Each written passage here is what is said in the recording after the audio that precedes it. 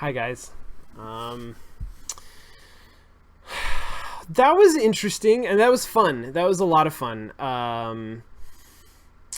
Just as a night to play both of those games. They're super interesting, uh, sort of very thoughtfully designed games. Which I'm sort of realizing more and more is exactly the kind of thing that I want to have on play by play. That I think like benefits or uh, there's value in having this kind of discussion about games that are designed in this particular way, which tend to be indie games, although not exclusively. I mean, there are definitely some interesting things to say about AAA games. The problem with AAA games is just that they're so long that it's hard. I don't know. For me, I'm going off on a tangent now, but for me to look at it as kind of a cost benefit analysis thing of I could play The Witcher and the experience design would unfold over the course of the first 10 hours. And that would take, at my pace, probably 2 months of shows. Or in 2 months, we could play like 4 or 5 different games that all have that kind of initial experience arc and do it in different ways and build more of a library of examples to talk about and compare and contrast with. And that just seems like there's more value to it. But I don't know. It's been a while since I had my like a Half-Life marathon kind of a thing. It might be worth trying that again sometime. I've definitely fallen into a pattern of doing shorter games. It's kind of deliberate. Anyway, these were two that were really fun. I'll maybe talk to people about it over the course of the next week, but I am still planning, I think, to at least do one more week where we play both of them. It might be disastrous. I think there's stuff to see in Reigns. I think that like it would be interesting that we haven't unpacked all of the sort of the unfolding gameplay that we can see in another hour of playing it. Titan Souls. Well, the advantage of Titan Souls is that, frankly, over the course of an hour, I could probably like visit all of the Titans that are now available and get killed by each and every one of them. I don't know that I'm gonna like make any more actual progress in that game, but we could sort of explore it a little bit more. We could get to see some more of how it's put together, if not how to actually like what it looks like to get past it. So that's probably worth doing, spending another hour on. All right, I'm gonna look at questions now. Eve. Oh, before I start, I forgot to say at the top of the show, but thank you so much to Eve and Thano, my moderators in the chat, who gifted me these 2 games and a couple of other ones at Christmas. It was very sweet and generous of you guys, and I appreciate it very much. I hope that this has been fun for the community to see these. I think these were really, really rich, artifacts for us to examine. So thank you very much. That was very nice. It was kind of you, and I appreciate it, and I think Play by Play also appreciates it because it was good for the show. So thanks. Okay, Eve asks, how much do you think nostalgia for quarter-eating arcade games or arcade machines is to blame for extremely unforgiving games like this one? The genre of extremely unforgiving games that I was talking or alluding to with Super Meat Boy, and I actually think that you maybe have it backwards, Eve, in that there is the potential for satisfaction, and there is a player type that is that feels satisfied, that feels very positively towards the experience of playing and mastering games that are this unforgiving. And that is not a conditioned response. That's not something that we learned on arcade machines and are, sort of gravitating back towards. It's inherent. There is a real appeal to this kind of interaction for a lot of people, and it's a very sort of basic psychological appeal. I get it. There's a Skinner boxiness to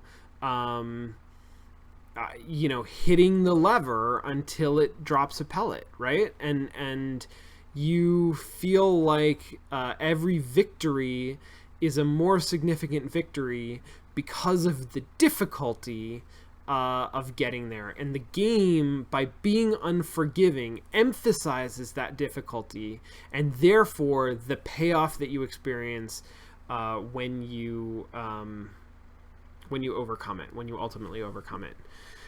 That works really well for a certain type of player. And I think it works really poorly for other types of players. I think it's self-selecting. There are people who love Super Meat Boy. There are people who love Titan Souls, and not undeservedly. It's beautiful in its artwork, in its interaction design, in its enemy design. Those loops are really tight. I do kind of maybe have a problem with the dynamic of you kind of have to approach each one of these titans, and I don't know that I have a problem with this, actually. You have to play with it for a while to learn what it's gonna do, but then you kind of dismiss that. You're looking for a weakness, you're looking for an exploit, and the exploit tends to be not the culmination of your understanding of its algorithm. It's hackier than that.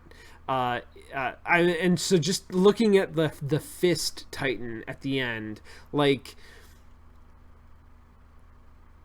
is easy to overthink how to approach that battle. And ultimately, the best, or the way that I beat it, was just fire a fucking arrow as fast as you can. And that feels a little weird to me. That feels like it undermines some of the sense of mastery.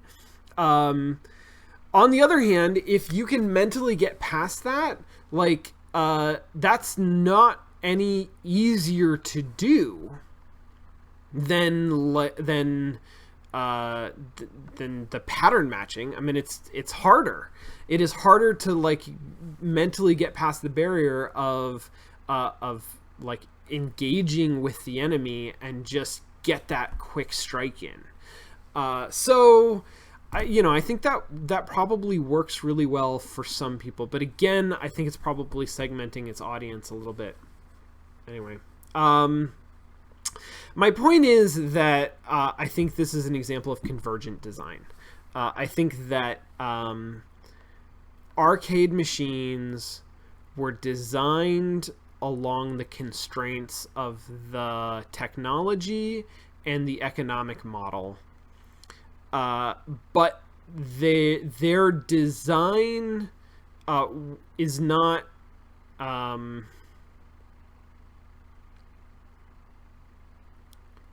their design within those constraints taps into something fundamentally, powerfully attractive.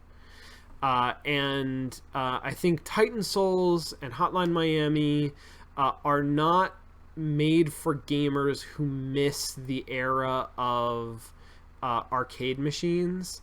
I mean, they are, but they're not. It's not exclusively that. They're not throwbacks to arcade machines. They are tapping into the same raw power that arcade machines tapped into, but they're not otherwise sort of beholden to that legacy. I think that's what's happening. What do you think of games like this one using difficulty to reduce the effects of small amounts of content? Does the process of solving a boss fight count as content in your mind? So content's a really interesting word and an interesting sort of polarizing concept among gamers. I come from a perspective where I feel like I am much more interested in the quality of content than the quantity of content. I think that we do a real disservice to games when we submit to the tendency to boil them down to dollars per hour as a value metric. I feel like that really sort of that misses something important and fundamental about games, and also suggests an approach towards media that is maybe fundamentally unhealthy. When you're talking about the value of a game, and I'm not saying, sorry, Alchemagician is the one who asked this question. I'm not intending to imply that you are taking this stance, but there are a lot of people do and have historically, and I think continue to do so. Think about the value of a game in terms of the amount of time that they can lose to it for the amount of money that it will cost them. And right, that's like how long this is a 60-hour game for $60, so that's $1 an hour. A 100-hour game for $60 is a smaller amount of money per hour, and so that's a better value. But that suggests to me that the only value of your hour is to sort of spend it to get it over with, right?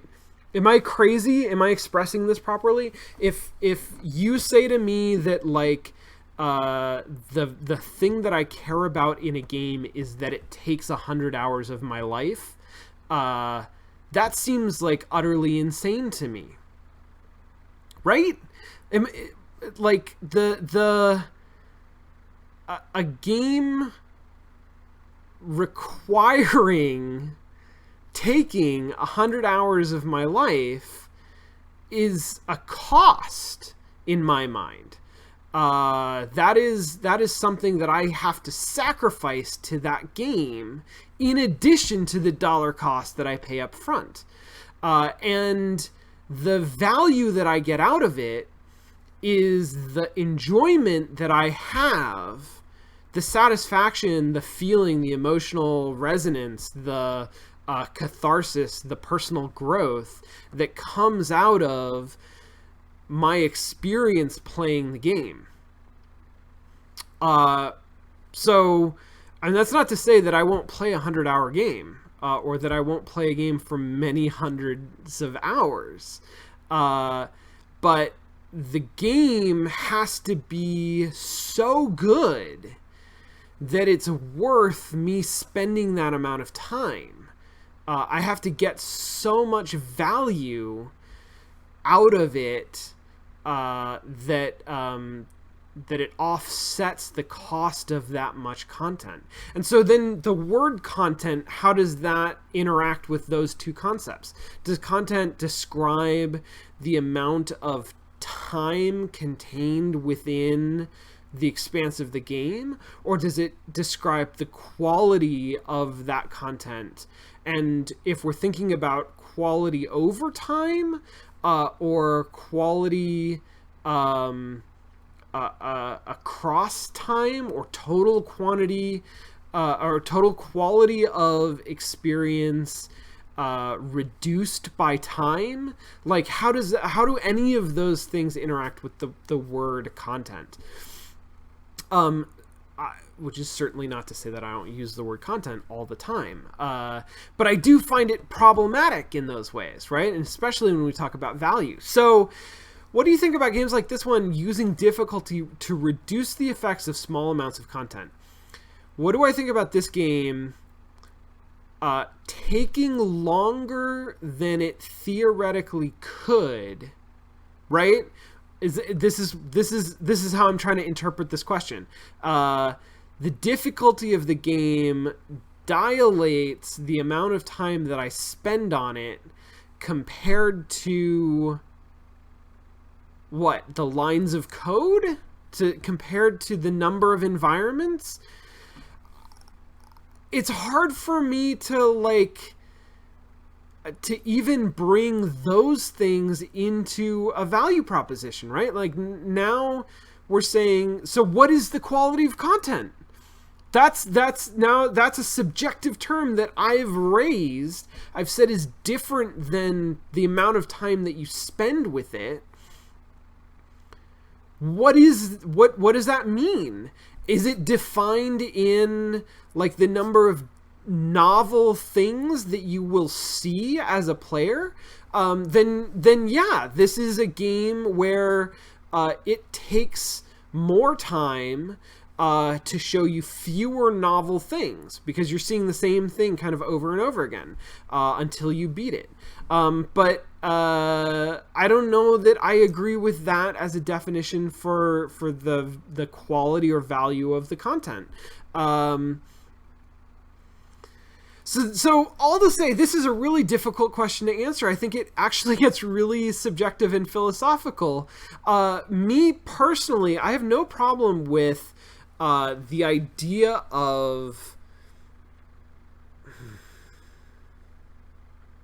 on an intellectual level, I'm trying to think of another example of a way that you dilate content, right? You make it take longer than it seems like it should have to.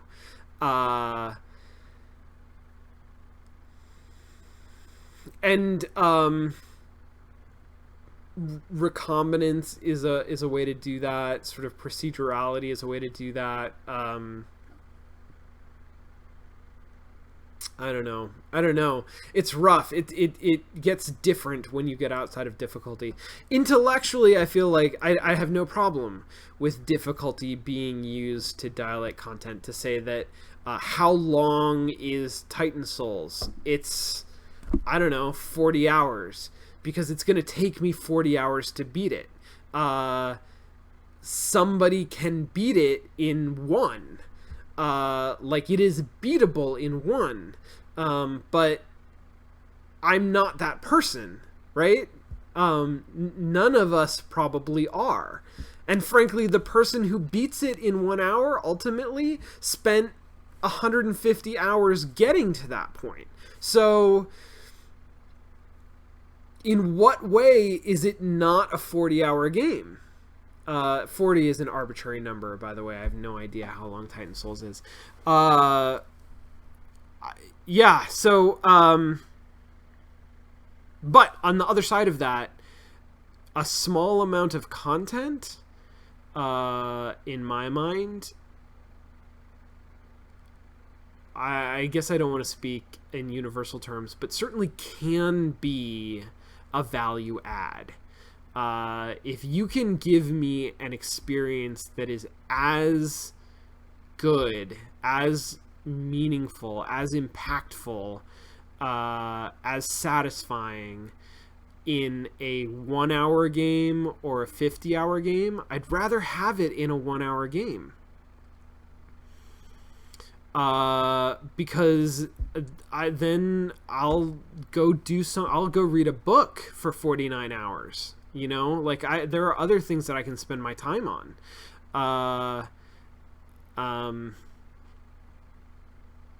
Yeah, I don't know that is actually directly related to your question, but that's what it inspires for me, because I feel like that's a really that's a tricky philosophical perspective debate that that gamers have within our community, that people see that issue in very different ways.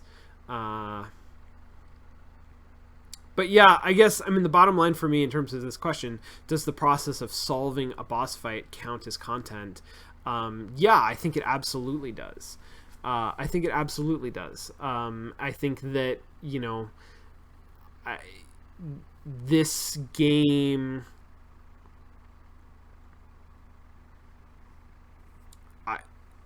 this game is in some ways a puzzle game.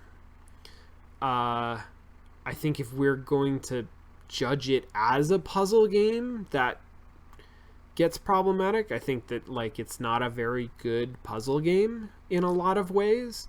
But puzzle games historically have this feature, I don't even want to call it a problem, where, you know, especially like narrative puzzle games, there are a class of puzzle games that are not made out of abstract components that can be endlessly recombined. And for those games, like, once you figure it out, there's not really a game there anymore. You can't replay it meaningfully. But that doesn't mean that the experience of figuring it out the first time didn't have as much value in it as any other game. I love escape rooms. I mean, like, I go and do escape rooms all the time. I love doing that. But it is a fundamental feature of escape rooms that you can't do the same one more than once. Because once you solve it, you've solved it. There's no more game. I don't have a problem with that. I think that's fine. I think you just, as a player, need to have you need to understand what you're getting into, what your relationship to the game is going to be. What did these two games have in common? Cage Tiger. That is a fantastic question.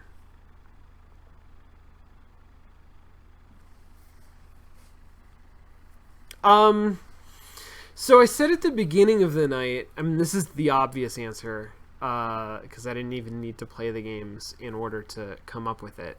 But I said at the beginning of the night, these are two games that I am playing on the wrong platform.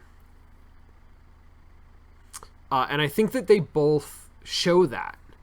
Yeah, I think that they both show that. I think that they were both entirely playable the way that I did them. But both of them felt like they were missing a physical satisfaction. I mean, goddamn, I missed an analog stick in Titan Souls. Like, that is a thing that I wish that I had. Every moment of that game, I was sort of acutely aware of its absence. And even sort of in terms of button layout, I think that a controller would work a lot better for that. And Reigns, you know, is not a twitchy game and doesn't have the same kind of twitch feel to it. But it seriously, like, there's something so physically satisfying about that swipe interaction. And, you know, we talked briefly about juice and juiciness earlier when we were talking about sort of the kill moment in Titan Souls. The juiciness of Reigns is very much in that most basic, most common, most frequent interaction, choosing yes or no. That is emphasized. It's made more satisfying because it is a swipe, and the animation sort of suggests and follows the touch of the swipe. And I played it like I had a yes and no button. I had a button on either side of the screen. And it works like that. I mean, it doesn't need more than that from a mechanical standpoint, but it does not feel the same way. Beyond that,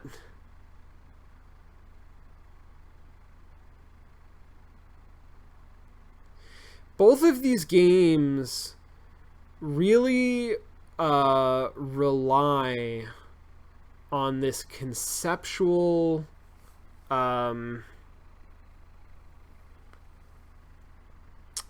the idea of legacy, and they do it in different ways. In Reigns, it is sort of explicit and surfaced and cumulative. You every time that you die, you are adding to a history of the world, and that history is the main menu of the game. Like, it's unavoidable. And each of your playthroughs, you can feel free to be sort of as experimental as you want. You can do all sorts of goofy, crazy stuff. And frankly, I don't know that we felt a lot of incentive to do that in the bit that we played, but my expectation for that game is, as we go, it is going to incentivize more and more heavily a playful attitude, or at least occasionally playful attitude towards the reigns of these monarchs. So you can be self-destructive, you can be sort of goofy, and every one of those failures, ostensible failures, adds to a legacy that is persistent. In Titan Souls, it doesn't handle it the same way, but Titan Souls runs on an interaction loop that is very much based on, like Super Meat Boy. And Super Meat Boy it probably does this absolutely the best, because it has that mode once you finally finish a level where it shows you all of your previous attempts and all of the gruesome deaths that they met with at various points.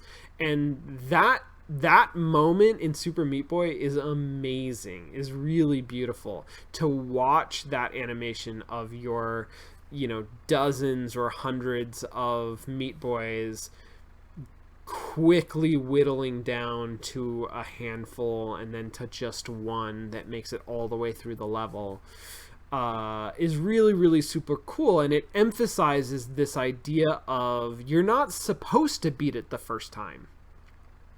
Like, it's not that you're not good enough to beat this level. There's a lot of games that are tuned toward the idea of if you're good enough at the game, then you won't die. And I enjoy that aesthetic. Like, there's nothing wrong with that. But Super Meat Boy is very upfront about the fact that that's not the kind of game that it is. It's not designed so that you have to. It expects you to be good enough to just beat it. It expects you to die a lot. And it will throw shit at you that is unpredictable. That's impossible to guess on your first go round. And it'll make you do things that are like absurdly hard, and do them like over and over again, or in some kind of crazy series. And the point is, like, you're gonna die a lot trying to do this. You're gonna fail over and over and over again. But that's the expected interaction. That's not failure of you. That's not a failure of your character or your skill. That's what progress towards the end of the game looks like. And they emphasize that with their extremely low resistance to restarting, and this replay moment at the end, which is even more satisfying if you died a lot. Like, the more you die in a level, the better that replay is. So Titan Souls doesn't have those really nice, beautiful, elegant plus-up features. But it is clear to me that it has the same kind of interaction loop. It doesn't expect you to walk in and beat each boss on the first try. Unlike the Legend of Zelda game, where, like, you might die fighting a boss. It's entirely possible, and the game, like, creates provisions to mitigate the feeling of failure if you do. But it is entirely possible that you will solve the boss puzzle on the first try, or not necessarily on the very first try, but well within the window that you're given by your health bar, so that you're able to beat it before it kills you. And part of that is that, you know, it's not a one hit on either side. But the other part of it is that that's sort of how it's tuned. It's tuned to, like, hint more strongly and be more forgiving in the enemy's movements, and to have the enemy ramp up, but in a sort of a predictable way, or at least an understandable way, so that you're following along with what's going on, and you can reasonably anticipate what's coming next. Titan Souls does not do that, because as soon as you make a mistake, it kills you, right? And so the way that you play Titan Souls, the way that you have to play Titan Souls, is to go in and die in different creative ways while you are waiting to understand the pattern of the boss, to solve the boss, and or to get your lucky shot. And so, like Reigns, there's this sort of sense of legacy that you are not a single continuous character. I mean, the sort of emotional aesthetic of Zelda is that you're Link, and Link is the sort of wandering hero of legend, is the hero of the story, and should prevail. And when you die in a Zelda game, it is an interruption of the experience that the game is delivering. That doesn't, like, I have never played a Zelda game where I didn't die, like, don't get me wrong, but that's not sort of that's not the that's not the primary experience. The primary experience is knowing that death is possible, and avoiding it, and enacting the part, performing the sort of heroic character that survives and wins the day.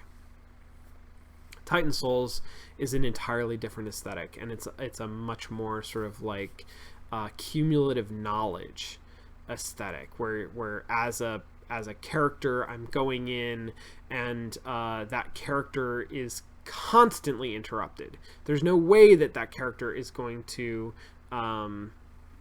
continue, is to have a continuous existence through the entirety of the game. But every time I play and die, I learn something, I see something, or I take another chance. I roll the dice one more time, and get closer in some way to victory. Also, they both have a minimalist tutorialization aesthetic. And I think it works pretty well for both of them. It works better for Titan Souls. It is a little bit more clever and elegant about how it hints at things, and it relies more heavily on existing genre conventions. It's not trying to innovate nearly as much. It is really super hard to have that kind of minimalist tutorialization and innovate. And Reigns is trying to do some things that I haven't seen before, right? That are new and interesting. And it's also trying to not have to teach the players how to do them. And that is a challenge. That is hard to do. But they both sort of attempt that same thing. Jesus Christ, I'm going through these real slow. What was your first job? My first job. Okay. So that's a good question. I mean, the answer that I want to give is my first job out of undergrad was working as a programmer at a research lab in Marina del Rey. The lab is called the Institute for Creative Technologies. It's a really neat place. It's actually moved now. I think it's in Culver City in a new building. But when I worked there, it was right on the water in Marina del Rey. And it is a research institute at the intersection of academia, Hollywood, entertainment, and the military. The personnel, the lab is organized through the University of Southern California. It's a research center for the university. It is staffed primarily by people from the entertainment industry who have experience in special effects and 3D modeling, and also cinema, film production, and storytelling. And it is funded. It's soft money, project funded by the Department of Defense to do, at least while I was there, I think entirely non-kinetic training simulations. Non-kinetic in the military sense means not about firing weapons. So kinetic training is when you are like on a rifle range shooting guns, or learning tactics for firefight. Non-kinetic training, the kind of stuff that we did at ICT, is focused on things like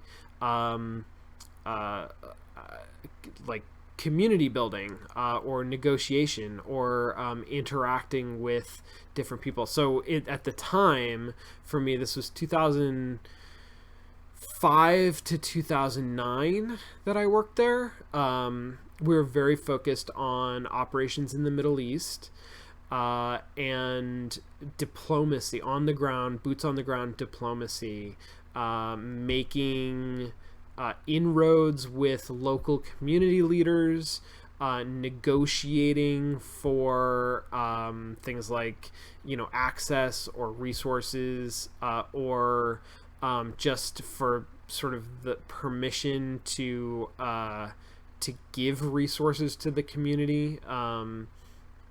Those sorts of things, for cooperation in investigations, that kind of stuff. The company, the lab, while I was there, did a lot of simulations of sitting across a table and conversing with somebody, and put an emphasis on understanding the rituals of another culture, and being able to perform them properly. There's also some negotiation training, how to get the things that you want, when you have some leeway in what you're willing to give. So that kind of stuff. I actually didn't work on any of that. It also, the lab did a lot of graphics work. Like there was a sub-unit inside of the lab that was focused on improving computer graphics in different contexts and capacities. And one of the things that they did is they had this amazing technology called what was that called? Light.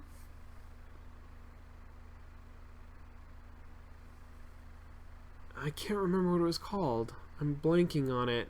But it was used to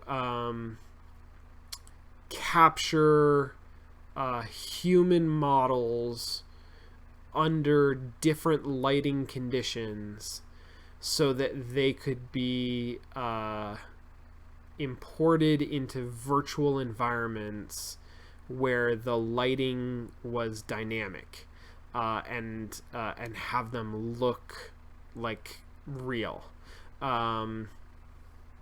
So not computer modeled versions of people, but actually filmed high resolution, high fidelity film of people, of actors, that then look like they belong in the computer generated environment, rather than in the early 2000s and the late 1990s, there was a lot of actors who are filmed against green screen who look like they're actors filmed against green screen, right?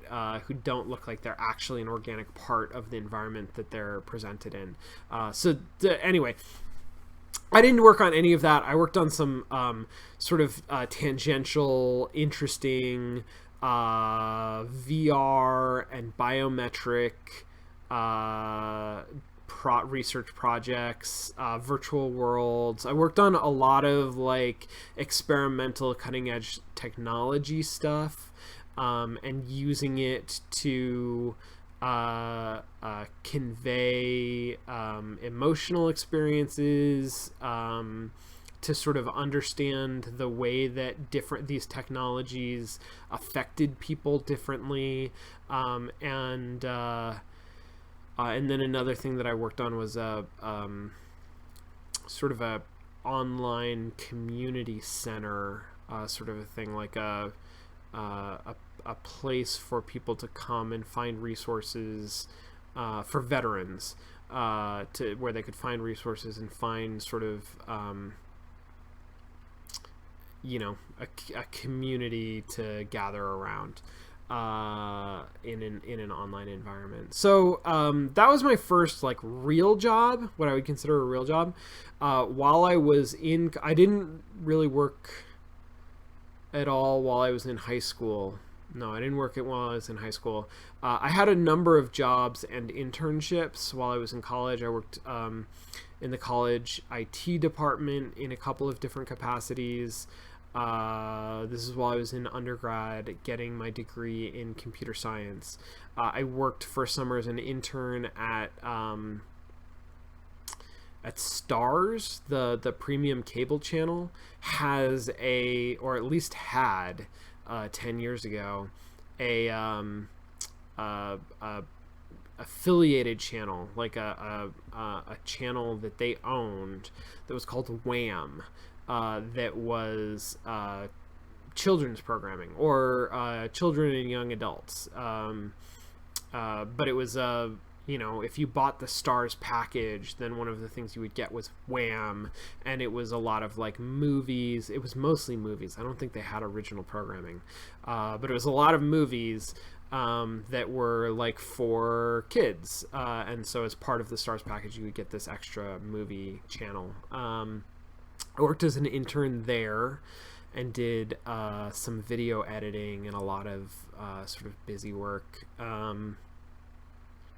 I worked in IT at a cable company, at my dad's cable company, like just as the office IT department.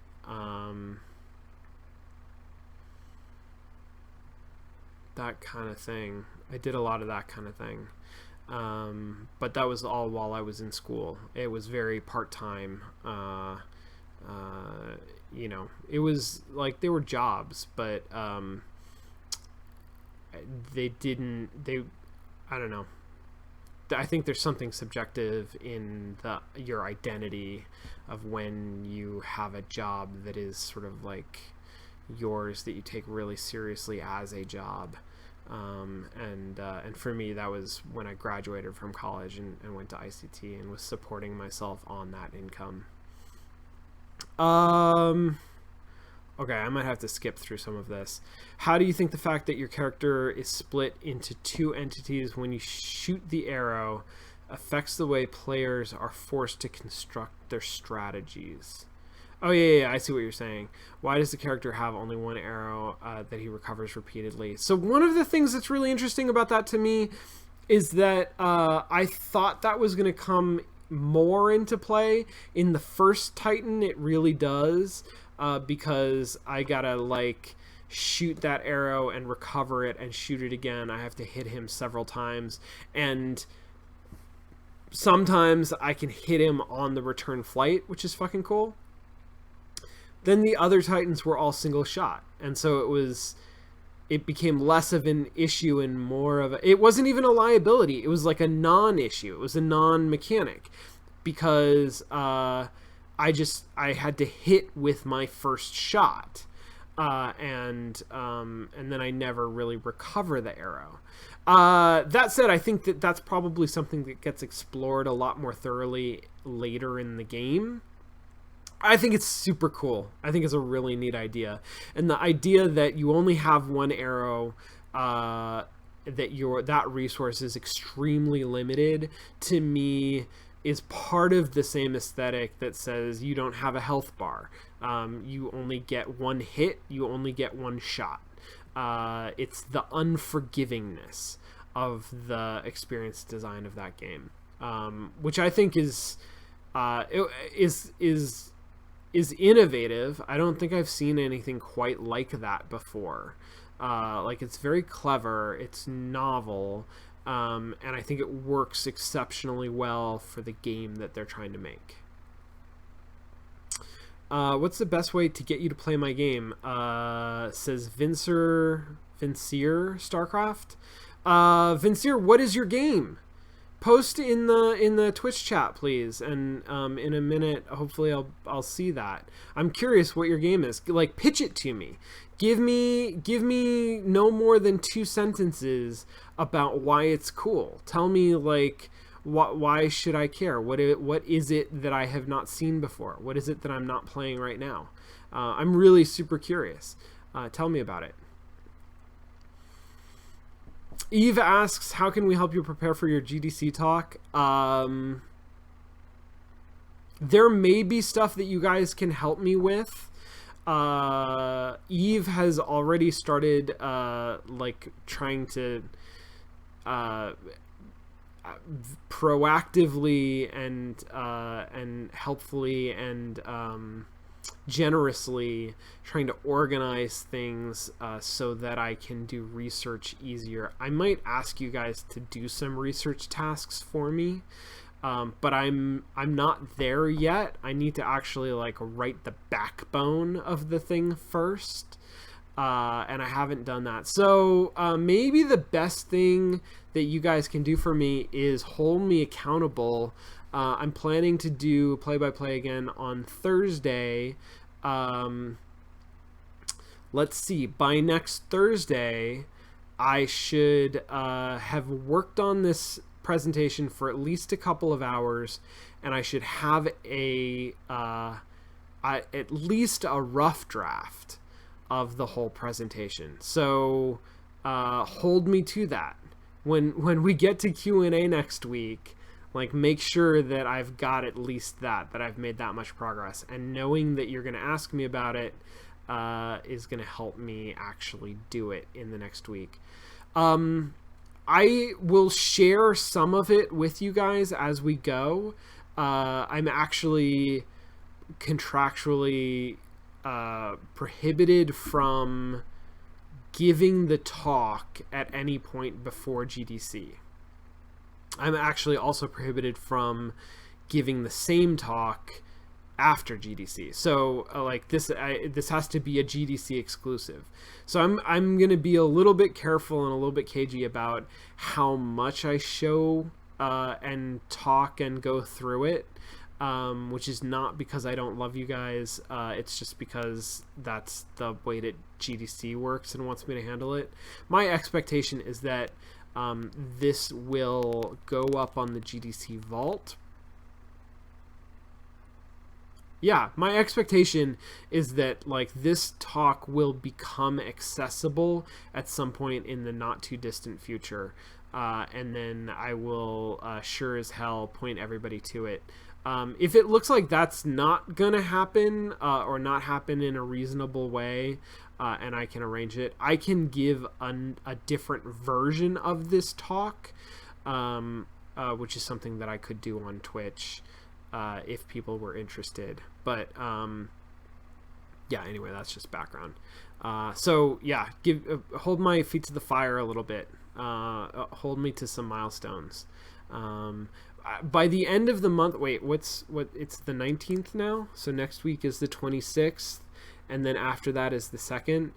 So by the 2nd, I need to have a strong draft, like a really strong draft. So next week, I need to have at least a rough draft. So hold me to those milestones.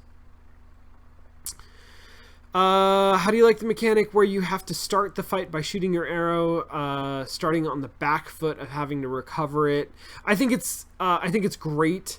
Here's the reason that I think it's great. As a player, I hate it, right? But I hate a lot of things about this game that aren't because they're not great. I really like it because it allows the designer to tune those opening moments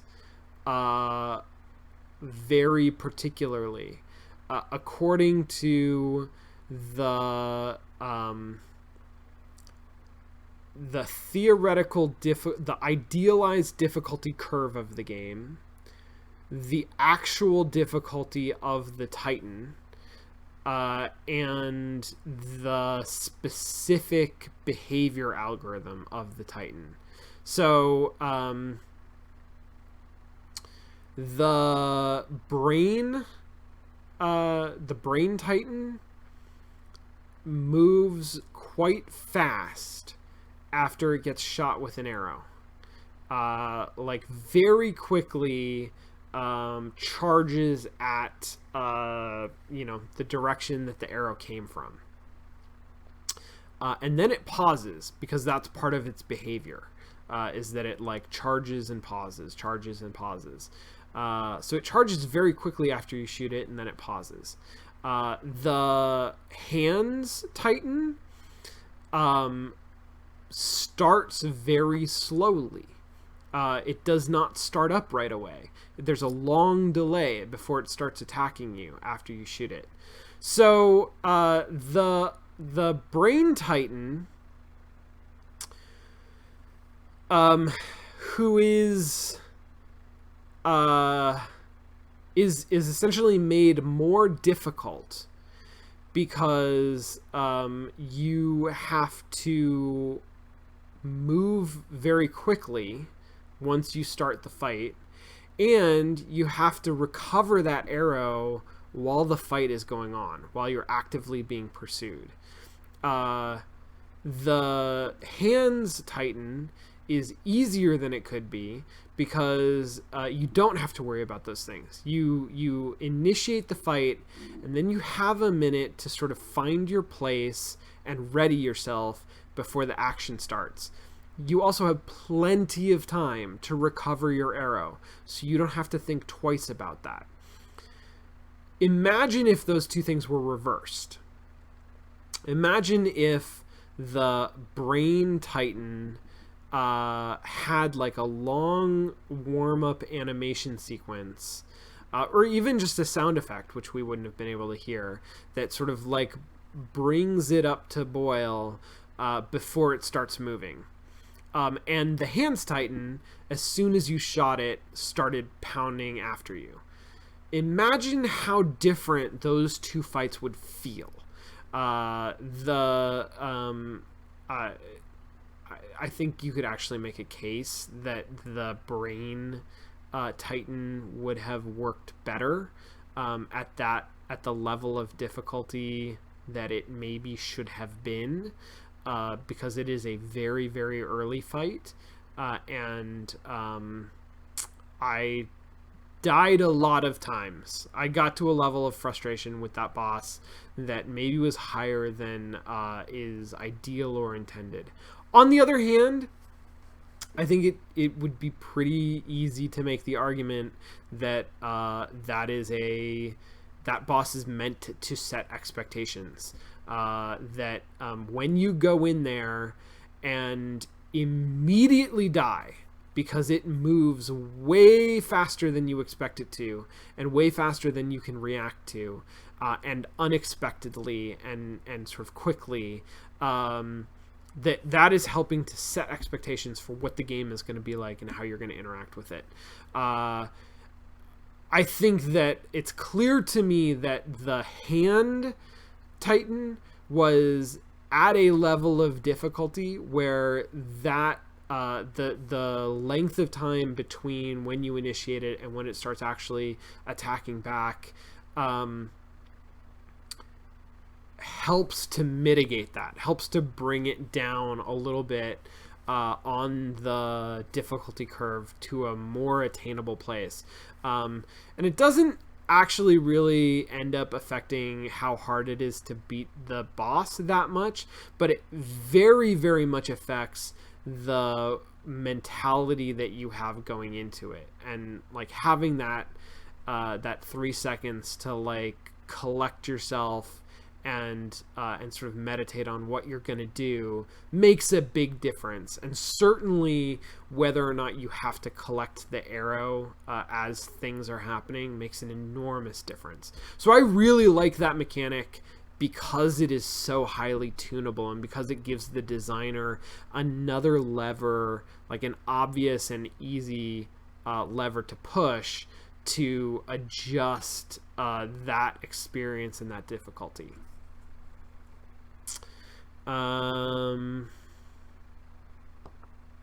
Is it just me, or does it seem like most games go for testing whether you have a technique down by making you do it 3 times? No, that's not just you. That's extremely common.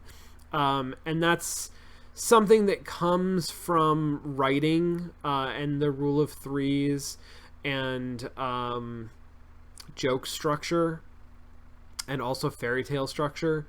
And sometimes is used appropriately and frequently is abused in games, but has become such a bedrock part of games literacy at this point that it is now baked into the fundamental sort of structure of how we think about games. It's now like a fundamentally gamic principle. And it is mostly arbitrary. But 3 is a nice number. It's not too much. It is like a lot more than one. It's something that you have to do. Uh, uh, it is very much repeated. It is very practiced. Three means that you cannot have just a lucky shot, and you can't even have like two lucky shots in a row, which is not unimaginable. It really suggests that you have a skill mastery, but it is not overly repetitive. Doing something three times may push the limits of our patience, but it will almost never push us into impatience. That's just a human thing. So it's kind of an arbitrary number, but it's kind of actually just a very reasonable number to do things. How does it change things up to go from my imagined rule of three to one-shot kill? Okay, great. Good follow-up question. I think this is part of what makes Titan Souls feel like it's more of a game of lucky shots than something like Zelda. Because to achieve the same... I mean, now we're going back to this sort of question of stretching out content over difficulty. But to achieve the same depth and length of content, I